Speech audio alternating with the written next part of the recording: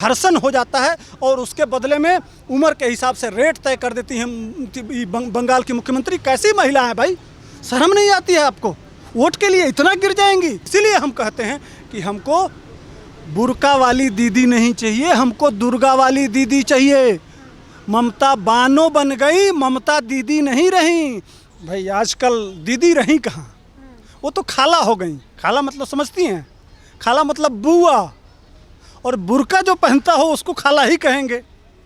अब 9 साल आपने लगातार मस्जिदों में जाके बुर्का पहन के अगर नमाज पढ़ती हैं और अचानक जब वोट की ज़रूरत पड़ती है 1 साल, और जब लोकसभा का चुनाव होता है और देखती हैं हमारे ज़मीन के नीचे से अब खिसक रहा है बंगाल, जो मामूल तत्व है, माँ माटी मानुस, जब वह समझ जाता है आपके इस चालाकी को कि आप सेकंड बांग्लादेश और पाकिस्तान बनाना चाहती हैं पश्चिम बंगाल को, जब वह समझता है और आपसे छिटक के लोकसभा में जब राष्ट्रवादी सोच, संविधान और व्यवस्था को समझते हुए वह अपना लोकतांत्रिक प्रयोग करता है और जब 18 सीट वह लोकसभा में दे देता है, तब आपको लगता है कि नहीं, मुझे अपना टर्न लेना चाहिए।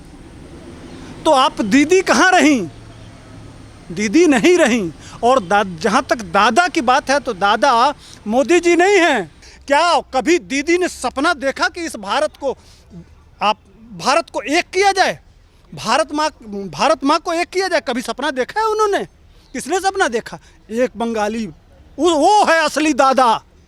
दादा वह है, दादा थे स्वामी विवेकानंद, दादा थे जिन्होंने जनगण मन दिया, दादा थे वो जिन्होंने राष्ट्रगीत दिया, वंदे मातरम। कल मोदी जी किसका गीत? वंदे मातरम, वंदे मातरम, वंदे मातरम, वंदे वंदे किसका कह रहे थे? कितने मंचों से दीदी अपने मंचों से वंदे मातरम गाती हैं। कितने मंचों से दीदी भारत माता की जय बोलती हैं। क्यों नहीं बोलती हैं? बोलना चाहिए ना। अगर माँ माटी मानुस की पहचान वंदे मातरम और भारत माता है, तो दीदी आप अगर बंगाली हैं तो जो बंगालियों ने इसको दिया वह नारा आप क्यों नहीं लगवाती हैं? तो कैसे आप कह सकती हैं कि मैं बंगाल की हूँ? बंगाल के असली जो सिपाही, जो पहचान थे, उनके सिपाही आज बंगाल में सच्चाई दिखाने जा रहे हैं, जिससे दीदी भड़की हुई हैं। आज वुमेंस डे स्पेशल था और ममता बनर्जी ने रोड शो किया और वहाँ पर वो बंगाल की बेटी बताती है खुद को और कहती हैं कि बंगाल की बेटियों को चिंता करने की ज़रूरत नहीं है, वो सुरक्षित हैं, बजाय गुजरात की बेटियां जो है असुरक्षित हैं। कैसे देखेंगे इस बयान को? गुजरात की बेटियां कहाँ असुरक्षित हैं? 12 बजे रात को चल जा सकते हैं। अभी 4 दिन पहले उस 90 साल की माता जी का क्या दोस्त था? क्या दोस्त था? और आप गली में चलिए, वहाँ महिलाओं का रेट तय होता है, कटमनी से लेके, और जो वहाँ जिस तरह से रोहिंग्या और बांग्लादेशी जो महिलाओं के साथ अत्याचार कर रहे हैं, उनकी आत्मा रो रही है। वहाँ महिलाओं से बात करिए, आप महिलाओं से बात करिए, वो कहती हैं कि हम 4 बजे के बाद सुरक्षित नहीं हैं, अपने घरों से नहीं निकल जाती हैं, और उनके साथ घर्षण कहा जाता है, बलात्कार को घर्षण हो जाता है, और उसके बदले में उम्र के हिसाब से रेट तय कर देती हैं बंगाल की मुख्यमंत्री। कैसी महिला है भाई, शर्म नहीं आती है आपको? वोट के लिए इतना गिर जाएंगी जिस जगह पे। इसीलिए हम कहते हैं कि हमको बुर्का वाली दीदी नहीं चाहिए, हमको दुर्गा वाली दीदी चाहिए। ममता बानो बन गई, ममता दीदी नहीं रही। उसके बाद भी अब बहुत ईमानदार बनती थी, लेकिन उनके भतीजे ने जितना लूटा बंगाल को कटमनी के माध्यम से, वहाँ कल मेरा आत्मा रो रहा था। एक गार्ड की नौकरी करने वाला अपना बाइट दे रहा था और क्या कह रहा था जानती हैं? कह रहा था साइकिल का चालान होता है। साइकिल जहाँ चालान होता है वो एक कम्युनिटी बना लिया गया है, ग्रुप बना लिया गया है, वह साइकिल तक को चालान करके और पैसा लिया जाता है। ये सिस्टम जहाँ डेवलप है, वह इसीलिए बात नहीं कर रही हैं। वह बात करेंगी दिल्ली की समस्याओं पे, महंगाई पे, तेल पे, रेल ये बेच दिया, वो बेच दिया, ये कर दिया। आप बंगाल में चुनाव हो रहा है, बंगाल की समस्याओं पे बात करो ना। वहाँ के शिक्षा पे बात करिए, वहाँ के लॉ एंड ऑर्डर पे बात करिए, वहाँ के महिलाओं की व्यवस्था करिए, वहाँ के स्वास्थ्य सुविधा की बात करिए, वहाँ के किसानों की बात करिए, वहाँ के नौजवानों की बात करिए, वहाँ के औद्योगिक विकास की बात करिए। यह सब मुद्दे आप क्यों नहीं बना रही हैं? मोदी जी तो साफ जाके कह रहे हैं कि अगर मेरी सरकार आएगी तो मैं इस विजन पे काम करूंगा। लेकिन आप बंगाल का स्थानीय विधानसभा का चुनाव लड़ रही हैं कि लोकसभा का चुनाव या पूरे देश का चुनाव लड़ रही हैं? क्या कहीं ममता बनर्जी के बातों से लगता है कि वह स्थानीय समस्याओं पे बात कर रही हैं?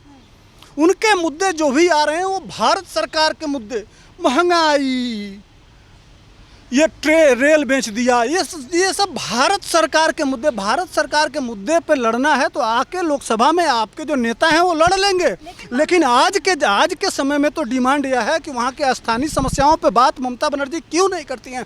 इसलिए नहीं करती हैं कि उनके पास कहने के लिए कुछ नहीं है। लेकिन ममता बनर्जी तो कहती है केंद्र की सत्ता जाएगी, बंगाल की सत्ता नहीं जाएगी, ये तो बीजेपी भूल ही जाए। अच्छा, कैसे? चुनाव हुआ लड़ रही हैं कि चुनाव तो अभी बाकी है ना, 2024 में होगा ना, तो कैसे चली जाएगी? जहां स्पष्ट बहुमत की सही बात है कि हमारे वहाँ एक कहावत है कि हिंदू का पुरनिया जब उम्र बढ़ जाता है, 60 साल से उम्र माने सठिया जाता है, तो वो पागल हो जाता है। तो ममता बनर्जी पागल हो गई हैं, उनको समझ में नहीं आ रहा है कि हमको क्या बोलना है और क्या नहीं बोलना है। वो एक्चुअल में वो उनके मन मस्तिष्क में सही बात आ ही नहीं रही है। दीदी अब जा रही हैं और भारतीय जनता पार्टी वहाँ आ रही है। वो कहती है प्रधानमंत्री को कि प्रधानमंत्री कोरोना वायरस है, जो भी प्रधानमंत्री के पास जाएगा उसको टीका लगवाना पड़ेगा। अच्छा, दरअसल दीदी हैं क्या? दीदी जब दरअसल देखिए वहाँ जय श्री राम का नारा जब लगाया जाता है तो दीदी पागल हो जाती है। जय श्री राम का नारा कहाँ लगता था? जब राम और रावण के बीच में युद्ध होता था तो वहाँ क्या नारा लगता था? जहाँ जहाँ भारतीय जनता पार्टी ने जय श्री राम का नारा लगाया है वहाँ जीत सुनिश्चित हुई है।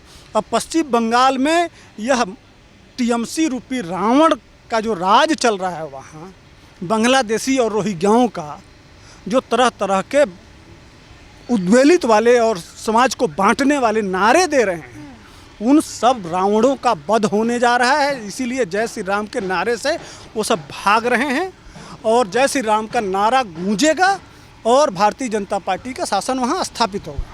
जय श्री राम के नारे जहाँ पर लगते हैं वहीं पर राजनीतिक हत्याएं लगातार दिन प्रतिदिन देखी जा रही हैं। लेकिन जिस तरह से कल पीएम की रैली थी और जैसे जन सैलाब देखा, क्या लग रहा है अब इस बार? जन सैलाब का मामला यह है कि जितने लोग ग्राउंड में थे उससे ज़्यादा ग्राउंड बाहर था, उससे ज़्यादा भीड़ बाहर थी। इसलिए कि प्रधानमंत्री जी ने यह कहा कि मैं अपने हेलीकॉप्टर से आ रहा था तो जितनी भीड़ मैं ग्राउंड में देखा उससे ज़्यादा भीड़ बाहर था। वो लोग पहुंच नहीं पाएंगे यहाँ तक। तो आप सोच सकती हैं कि प्रधानमंत्री जितनी भीड़ 8 से 10 लाख के आसपास भीड़ वहाँ इकट्ठा होने की क्षमता है, वह भर गया था। उसके दूना लोग सड़कों पर थे। तो बंगाल में जिस तरह का बदलाव हो रहा है, जिस तरह का माहौल बना हुआ है, उसमें ममता बनर्जी कुछ भी कर लें, उनकी सत्ता जा रही है, वह समझ भी रही हैं। वहाँ बदलाव हो चुका है। जो 10 साल में वहाँ हिंदुओं का उत्पीड़न हुआ है, वह समझ रहे हैं कि अगर हम अब खुद को नहीं जागे, चूँकि बंगाल के लोग बहुत बुद्धिमान होते हैं, बहुत जानकार होते हैं, बहुत इंटेलिजेंट होते हैं, वह समझ रहे हैं कि हमको रोहिंग्याओं और बांग्लादेशियों को जिस तरह से दीदी लाके अवैध रूप से यहाँ आधार कार्ड और मतदाता पहचान पत्र और जिस तरह से कागज़ प्रोवाइड करा रही हैं, उस तरह से अगर लगातार यह संख्या बढ़ती रही तो आने वाले दिनों में दूसरा कश्मीर बंगाल बचने से कोई रोक नहीं सकता है। इसलिए यह नैतिक जिम्मेदारी है बंगाली भाइयों की कि वह समझ रहे हैं इस पीड़ा को, आवाज़ दे भी रहे हैं मीडिया के माध्यम से कि चुपचाप कमल छाप। वह नारा ज़मीन पे फिसल गया है। दीदी को सच्चाई बताया नहीं जा रहा है। दीदी अपनी हवा में ज़रूर हैं, लेकिन जो उनका जो 35% जो स्पेशल वोट है उसमें भी डांके पड़ रहे हैं और वह भी बंटेगा। और इस बार बंगाल में कमल का फूल खिलेगा और बंगाल एक नया इतिहास रचेगा और बंगाल से ही विकास की नई लहर उठेगी जो पूरे उस नॉर्थ ईस्ट सहित असम, बंगाल और नॉर्थ ईस्ट को एक नया दिशा देगी।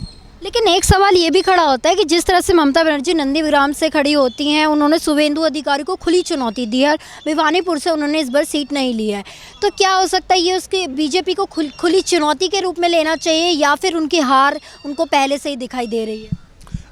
लोकसभा का चुनाव हुआ, इसके पहले विधानसभा का चुनाव हुआ, उसमें भी उनके सामने समस्या थी। लोकसभा में उस जिस भवानीपुर विधानसभा में पिछले लोकसभा में वोट की गिनती आप पता कर लीजिए, उसमें वो हारी हैं। जिस तरह से राहुल गांधी भागे, वायनाड भाग गए यहाँ से, उसी तरह से वह डर के भागी हैं, इसलिए कि पिछले लोकसभा में वह विधानसभा भवानीपुर में ममता बनर्जी हारी हैं। इसलिए हारी हैं कि वहाँ कोई डेवलपमेंट नहीं हुआ है।